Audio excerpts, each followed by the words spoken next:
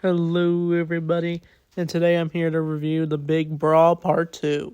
So sorry if I sound a little off, I'm a little under the weather, but basically this is where the turtles are at the Battle Nexus, and we see it in full scale in this episode. Just a lot of characters battling each other until it takes a dark turn as Leonardo gets poisoned during the fight. But each of the groups all are put onto a side wall and they have to basically fight, and if one of them loses they are eliminated, and it takes is the last man standing. But this is the first full appearance of Usagi Yojimbo in this version of the show. He did appear in the 80s show, like I said, and the 2012 show, and I've talked about that in my reviews. Check them out.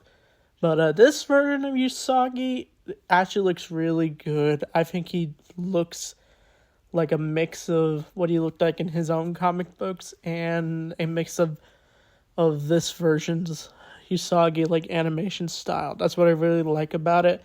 And he instantly has a dynamic with Leonardo as the two bond because they're similar in fighting style and weaponry. And we see the two are going to fight in this episode until I get to that later. But once the characters are put into the Colosseums, they're basically trapped until they can find their way out. But surprisingly, the first turtle that gets out during the fight is Donnie. He gets taken out easily, and he's even bummed that he's taken out. But Raph is fighting a giant creature, and he almost loses until he just comes in and he easily takes down the giant beast he's fighting. But once it becomes Mikey's turn, he has to fight Splinter. And Splinter, of course, does not want to fight since he feels this is the turtles' journey now. And so he wants to pass it on to them. And so he kneels down, and Mikey basically is told to take a hit towards Splinter. And he just puts his nunchuck on him, not even hitting him at all. And Splinter's taken out, and he gets to sit next to the Battle Nexus leader.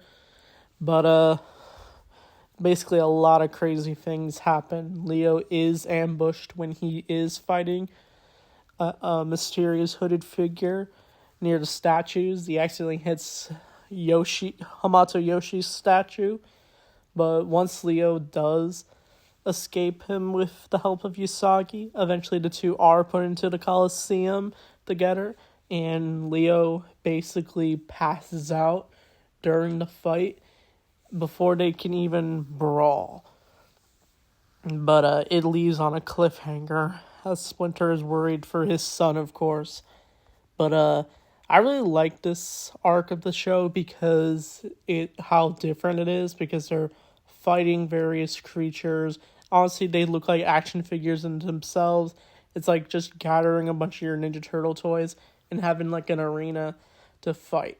I don't know if it's like the video game of the same name of the Battle Nexus. I think I mentioned that in my last review.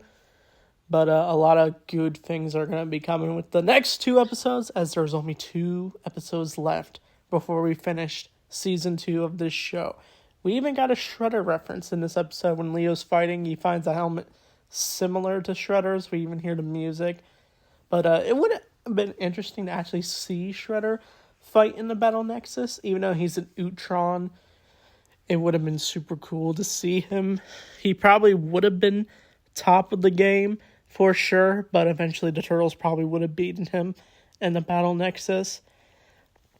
But as for the first appearance of Usagi, like I said, he has a pretty great role in these episodes. It fits the character perfectly. We also see his partner in this episode, a rhino-looking dude who has his horn torn off a little bit. But of course, he is in the Battle Nexus too. And this is the closest thing we have to Rocksteady. I'll probably get to that when we do get to an episode that's centered on him in season 3 of the show.